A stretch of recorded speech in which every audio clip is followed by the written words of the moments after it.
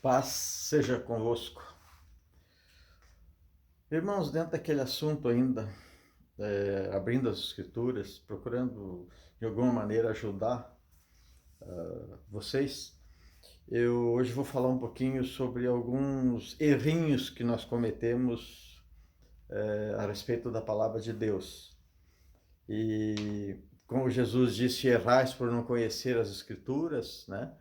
E também o meu povo está perecendo porque lhe falta o conhecimento, que rejeita o conhecimento, então rejeitarei os seus filhos. Então penso que é um momento importante para nós comentarmos alguma coisa acerca disso.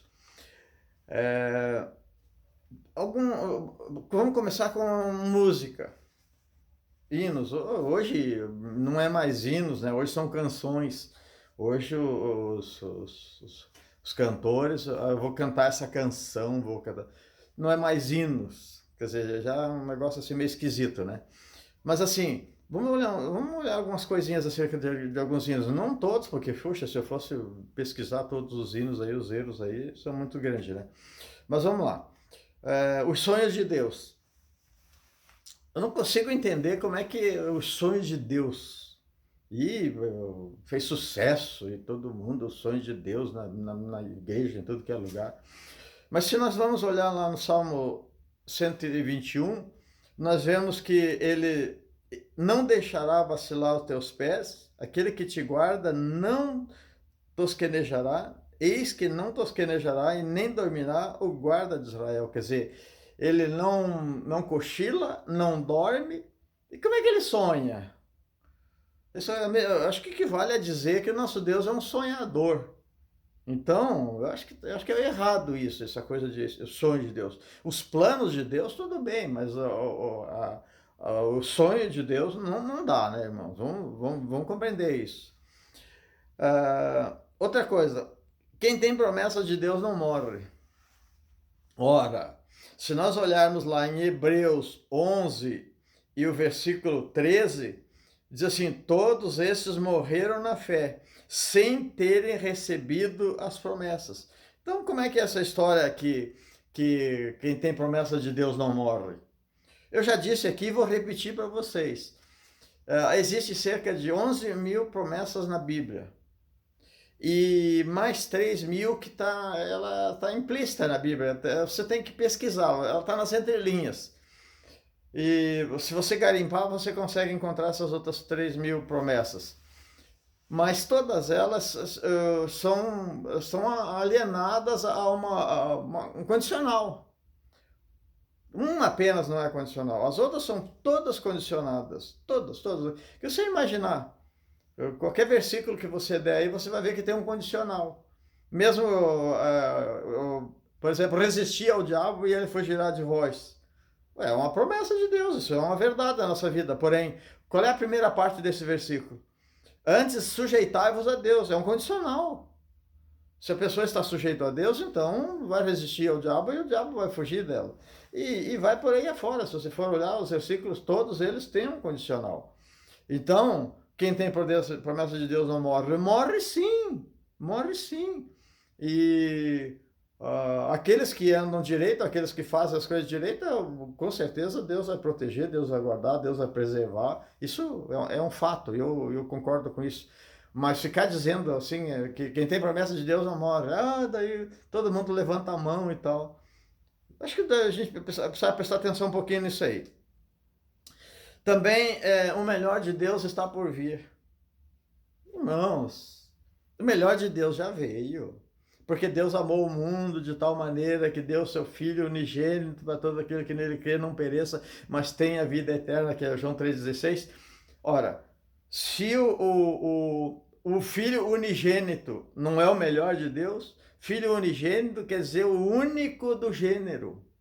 Deus enviou o único do gênero, o Filho unigênito, para morrer por nós em nosso lugar, para nos salvar. Então, irmãos, o melhor de Deus já veio, ok? Vamos andar um pouquinho mais. Vamos falar um pouquinho sobre a glória da segunda casa. A glória da segunda casa.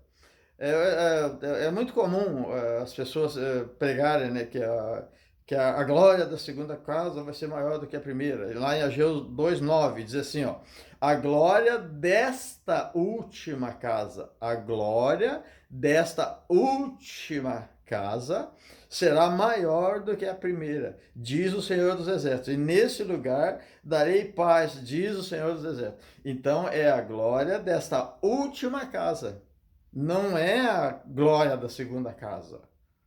Também são errinhos que nós não temos assim o cuidado de ler as escrituras, de pregar a escritura como ela é, que eu acho que é importante. Se nós cremos que a palavra, que a escritura é a palavra de Deus, então por que nós não pregarmos e não ensinarmos da maneira com que ela está escrita?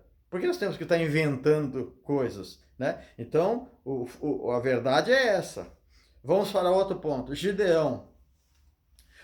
Tem um hino também que diz que voltaram 20 mil.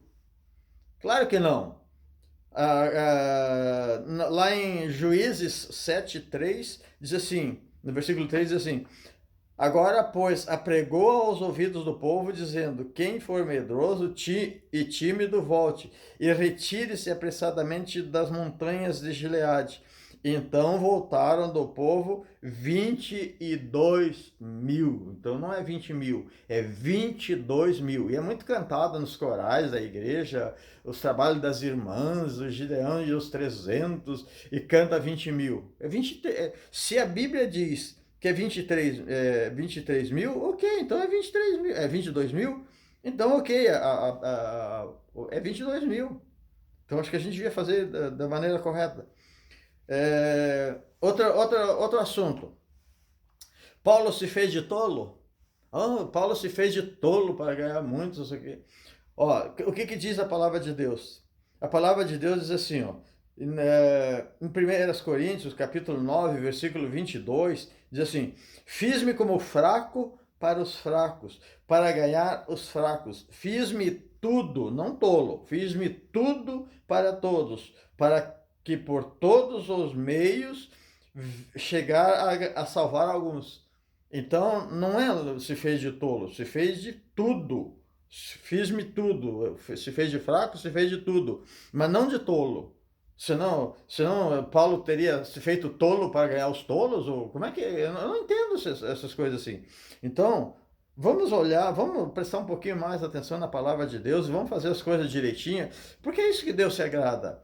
Porque Deus diz que se nós ensinamos a palavra como ela é, sem tirar nada dela, é o único lugar que diz que será grande no reino dos céus.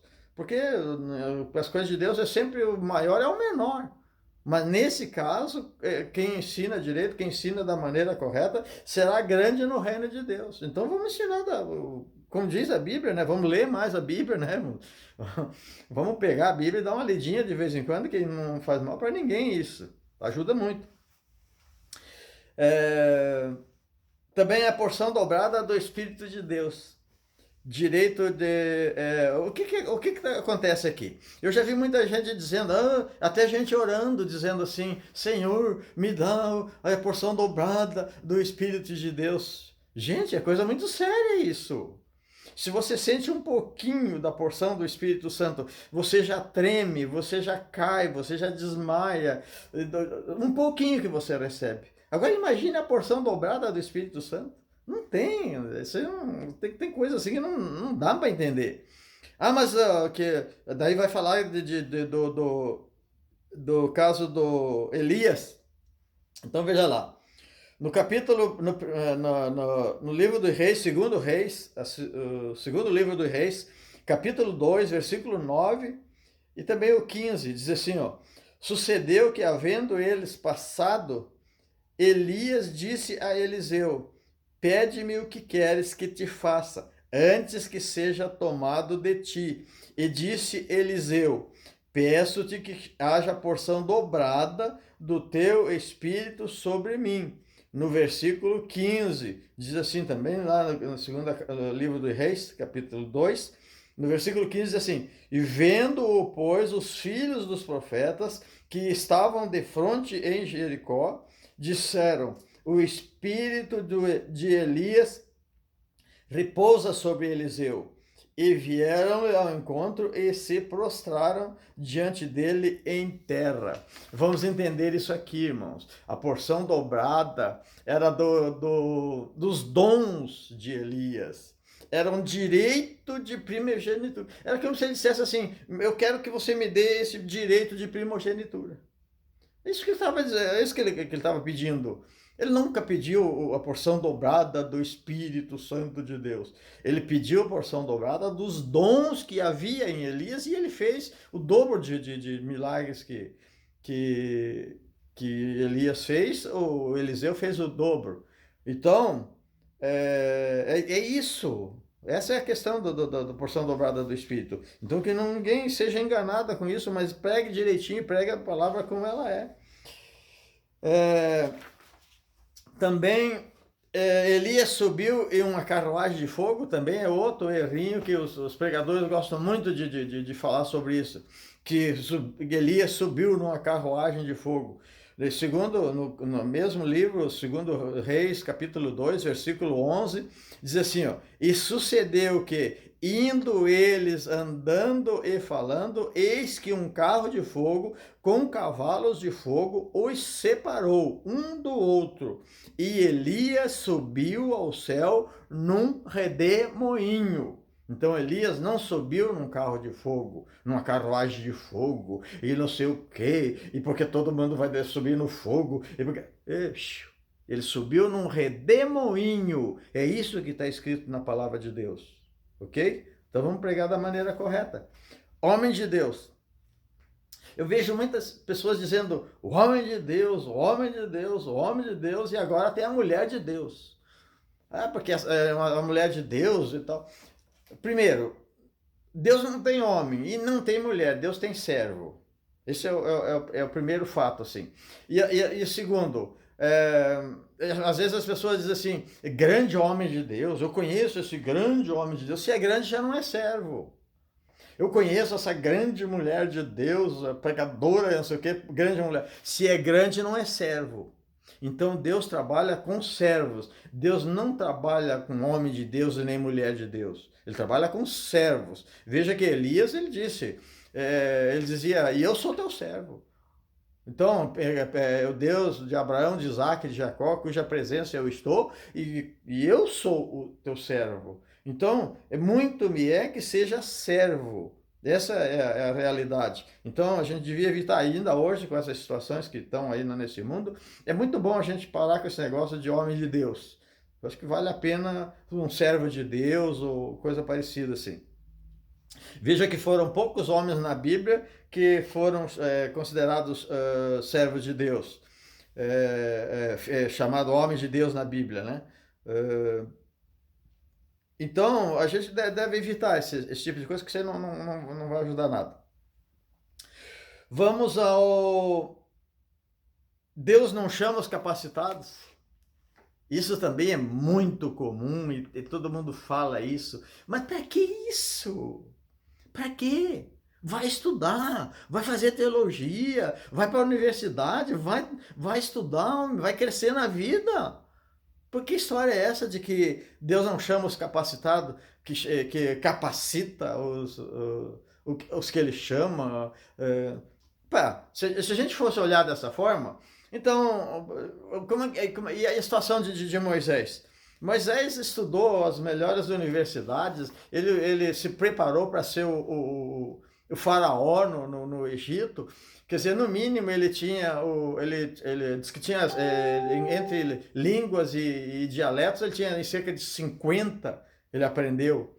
Mas assim, para nós aqui, ele era no mínimo trilingüe, porque ele conhecia o egípcio, ele conhecia o hebraico e conhecia também a língua lá dos midianitas. Então, no mínimo ele tinha três línguas, ele é trilingüe e formado no que você imaginar no Egito. Então, que história é essa que Deus não chama os capacitados? Deus chama os capacitados, sim. Olha para Paulo. Paulo, ele tinha, no mínimo, quantas línguas Paulo falava? Paulo falava o hebraico, ele falava o romano, o italiano lá, ele falava também mais algumas línguas, alguns dialetos ali do povo, e além disso o grego, porque ele morou muito tempo na Grécia. Então, que história é essa? E ele estudou também aos pés de Gamaliel, Paulo. Tô falando desse aí, mas se eu fosse falar de até o próprio Daniel, que era palaciano, o próprio Isaías, que era palaciano, quer dizer, eles eram incapacitados lá no lugar onde eles estavam? Claro que não. Então para com esse negócio que Deus não chama os capacitados. Deus chama sim. Sim, vai estudar, vai aprender, vai crescer na vida, homem. Mulher, vai estudar a Bíblia, vai fazer curso teológico, vai fazer faculdade, vai crescer na vida. Para com esse negócio que Deus não chama os capacitados. Chama sim os capacitados. Deus chama quem Ele quiser. A gente não pode. A soberania de Deus a gente não pode ficar assim dizendo o que Deus tem que fazer. Nós não podemos atingir nunca a soberania de Deus. Assim, Ele faz o que Ele quiser e Ele chama quem Ele quiser. Então para com esse negócio que Deus não chama os capacitados. Chama sim os capacitados. E os não capacitados chama todos. E graças a Deus por isso. Mas pare de ficar dizendo que só esses aqui que chama e aqueles não. Chama todos. Que somos nós para ficar dizendo o que Deus tem que fazer. Então, são as coisas assim que não dá, né? Não dá, irmãos. Outra coisa.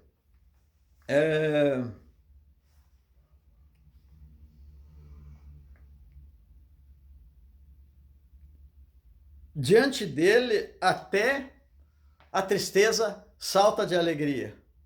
Diante dele, até a tristeza salta de alegria. Aí eu vejo as pessoas na igreja dizendo que diante de Deus, irmão, está escrito na Bíblia, irmão, que diante de Deus, na presença de Deus, até a tristeza salta de alegria.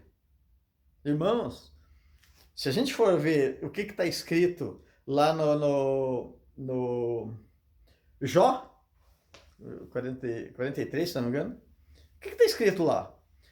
Está escrito que, se você vai ver o contexto lá, está falando de um Leviatã. Então, quando o Leviatã aparecia, Leviatã era um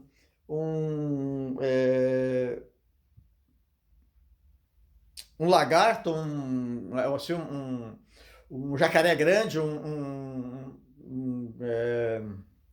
me fugiu o nome, aquele dragão de Komodo. Era um tipo de um dragão.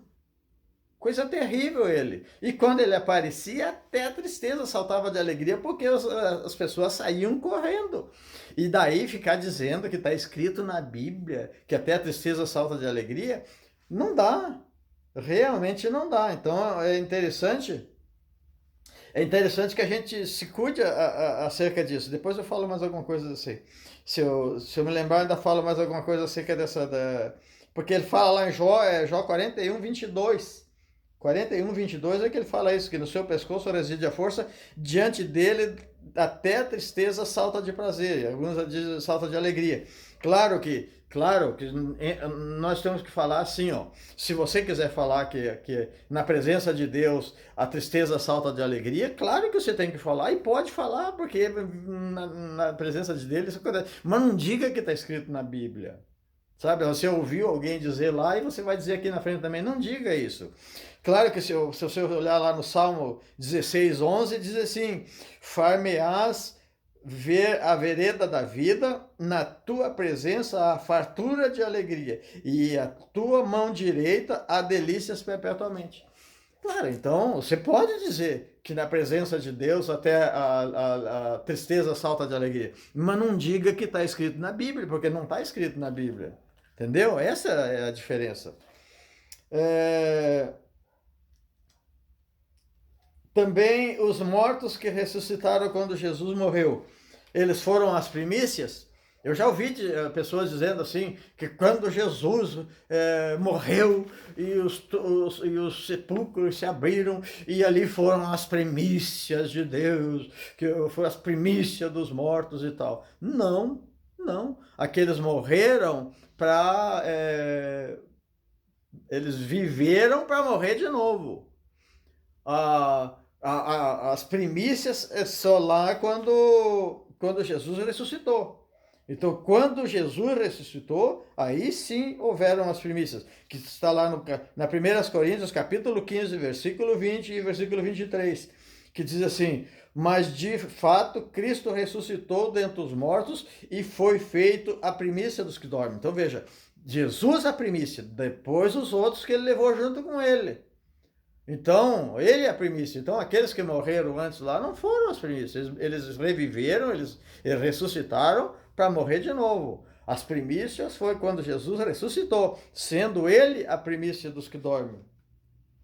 No versículo 23, também, na 1 Coríntios capítulo 15, diz assim: vamos cada um por sua ordem, Cristo as primícias, depois os que são de Cristo na sua vinda. Então, vamos fazer a coisa direito, irmão. Isso é bom. Ó. Isso aqui traz crescimento para a igreja, crescimento real.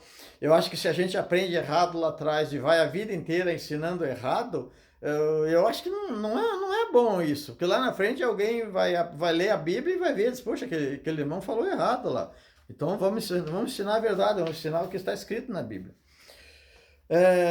Moisés levantou as mãos ou o cajado?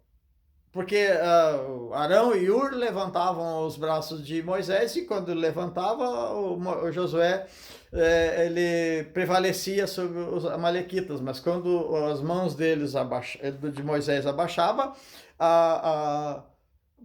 os amalequitas que prevaleciam. Então veja o que acontece.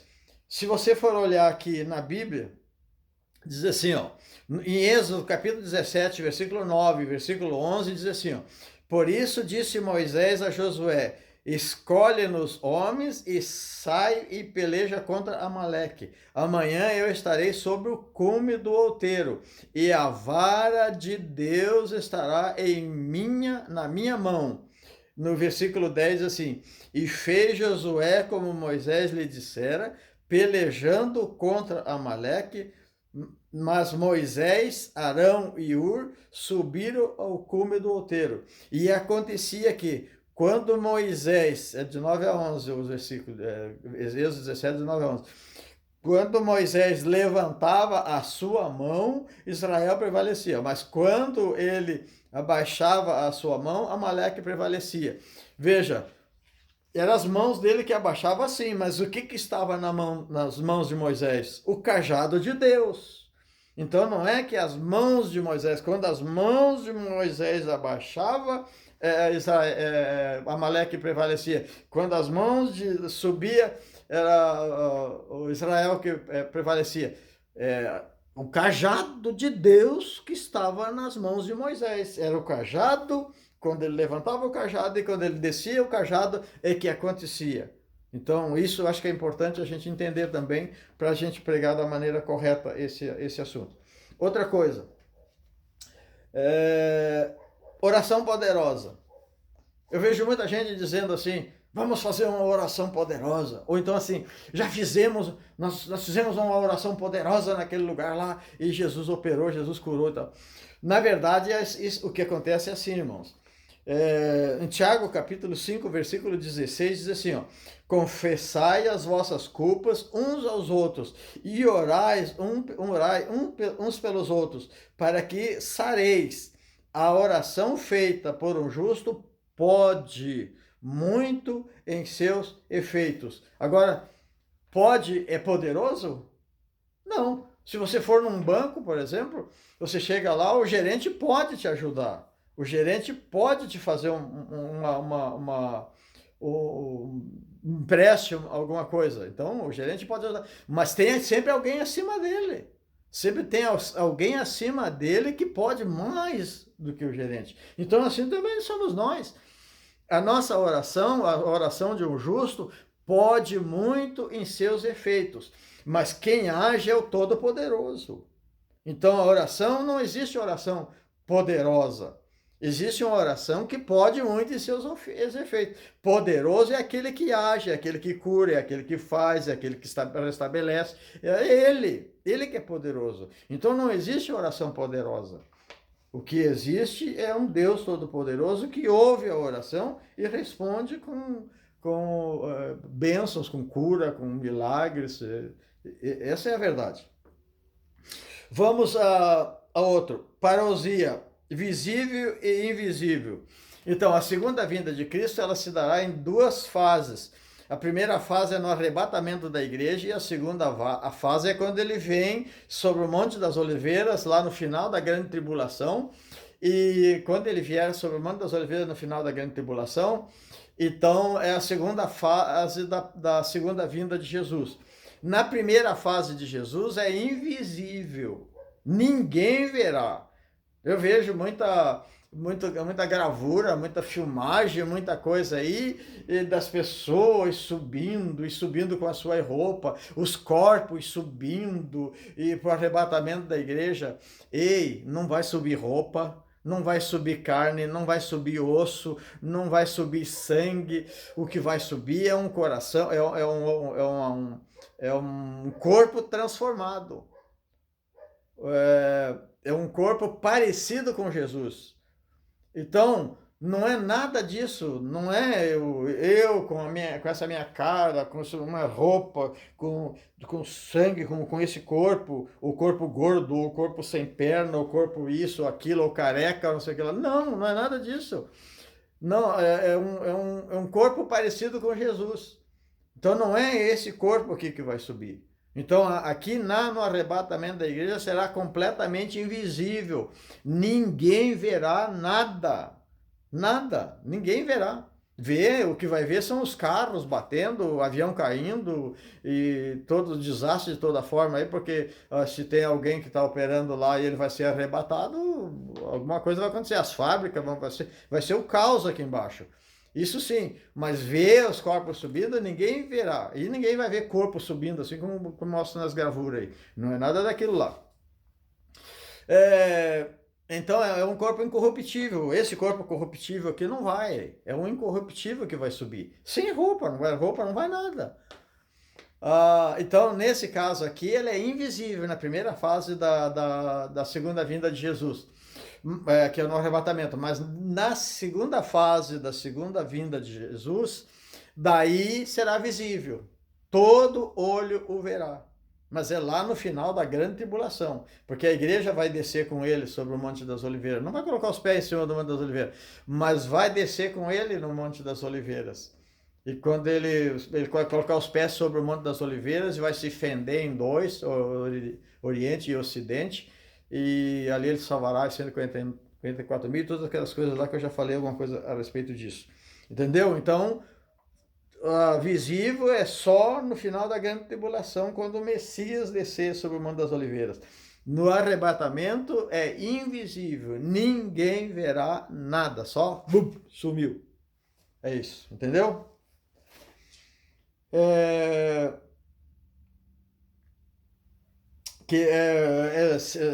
A segunda vinda, na primeira fala assim, em 1 Tessalonicenses, capítulo 4, versículo 16, que é invisível, diz assim, porque o mesmo Senhor descerá do céu com alarido e com voz de arcanjo e com trombeta de Deus, e os que morreram em Cristo ressuscitarão primeiro.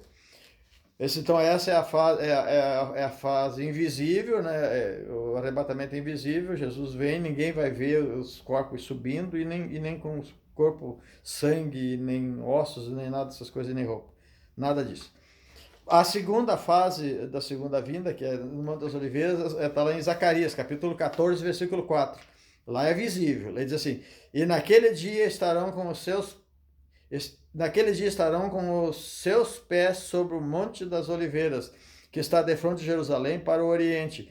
E o Monte das Oliveiras será fendido pelo meio para o Oriente e para o Ocidente. E haverá um vale muito grande, e metade do monte se apartará para o norte e a outra metade para o sul. Então, veja que essas duas situações assim. Então, eu espero que agora você tenha entendido. No arrebatamento da igreja é invisível. No final da grande tribulação, quando o Messias vier, daí a igreja desce com ele, daí é visível. Ok? Entendido? Maldição hereditária. Vou falar um pouquinho sobre maldição hereditária. No caso da maldição hereditária, Eu já vi muita gente dizendo, irmão, mas tem a maldição hereditária, porque Deus visitará até a terceira e quarta geração e tal, tal. Até estava falando um dia numa escola dominical, estava ensinando na escola dominical, e o irmão veio com essa pergunta aí, né? Não, nem era esse assunto, era outra coisa, mas daí eu só disse para ele, irmão, é o seguinte, texto sem contexto é pretexto para heresia. Então, assim, o irmão lê a primeira parte do versículo e não vê a segunda parte, não vê o contexto. Então, no texto que ele lia e ele guardou isso para o coração dele, de fato, Deus visita até a terceira e quarta geração. Que eu vou ler aqui, ó. No Êxodo, capítulo 20, versículo 4, do 4 a 6, e daí eu disse para ele, era bom que o irmão lesse o versículo seguinte, lesse o contexto. Que isso lá é que vai clarear a tua mente. E daí, claro, no dia lá que ele ama, até gerações para frente, eu vou ler aqui. Não farás para ti imagem de escultura, mas alguma semelhança do que há em cima aos céus, em cima nos céus, nem embaixo da terra, nem nas águas debaixo da terra. E não te encurvarás a elas, nem as servirás, porque eu, o Senhor teu Deus, sou Deus zeloso, que visito a iniquidade dos pais e dos filhos até a terceira e quarta geração daqueles que me odeiam. Presta atenção nisso, daqueles que me odeiam. Você tá com esse problema de maldição hereditária na tua casa? Você está com problema de maldição hereditária no teu lar, na tua vida, nos teus negócios, na tua família, em algum lugar? Você está com esse problema de maldição hereditária? Aí eu pergunto para você, você ama a Deus ou você odeia a Deus? Se você odeia a Deus, de fato, Deus visita. Deus é um Deus zeloso que visita a iniquidade dos pais e dos filhos até a terceira e quarta geração daqueles que me odeiam. Então veja, mas se você ler o versículo seguinte, diz assim, ó, e faço misericórdia a milhares dos que me amam e aos que guardam os meus mandamentos. Então eu faço misericórdia para os outros. Para os que me odeiam, realmente eu visito até a terceira e quarta geração. Mas para os que me amam, eu faço misericórdia até 1000 gerações para frente. Ele faz misericórdia. E existe também aqui, ó, se você ler lá em Deuteronômio, capítulo 24, e o versículo 16, diz assim, ó, os pais não morrerão pelos filhos, nem os filhos pelos pais. Cada um morrerá pelo seu pecado. E em Provérbios 3, 23 diz assim, a maldição do Senhor habita na casa do ímpio, daquele que odeia a Deus. Mas a habitação dos justos abençoará. Então, para com esse negócio de dizer que tem a maldição hereditária. Para com isso. Se você ama a Deus, Deus te abençoa, até 1000 gerações para frente, Ele faz misericórdia. Então, não tem razão nenhuma para você ficar com esse negócio de maldição hereditária na tua casa, na tua vida, nos teus negócios. Para com isso. Entenda isso, é só você ler a Bíblia. Vou ler de novo aqui para você verificar na tua casa. Êxodos, o livro do Êxodo, capítulo 20, versículo 4 a 6. Versículo 4, versículo 5 e versículo 6 de Êxodo. Vou te dar mais uns versículos aqui, presta bem atenção aí, ó.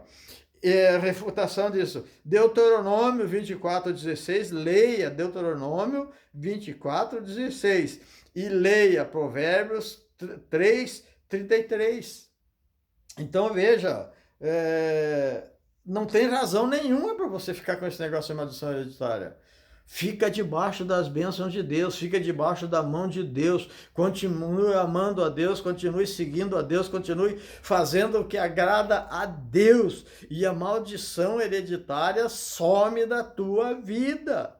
Agora, se você está no pecado, se você está na vida preguiça, se você está afastado dos caminhos do Senhor, se você está odiando a Deus, com certeza tudo isso vai acontecer. Mas eu tenho uma novidade para você, eu tenho boas novas para você. Venha para Jesus, aceite a Jesus como Salvador e Senhor da tua alma, e as bênçãos virão sobre a tua casa, as bênçãos virão sobre ti e te alcançarão. Acredite nisso. Aceite Jesus como Salvador e Senhor da tua vida. Deixe todos os pecados, toda a pecaminosidade, toda a carnalidade, deixa todas essas coisas para trás e segue a Jesus, que aqui você terá as bênçãos de Deus sobre a tua casa, sobre a tua vida. Amém? Deus abençoe a todos. Que a graça de nosso Senhor Jesus Cristo e o amor de Deus e a comunhão do Espírito Santo sejam com todos vós. Amém.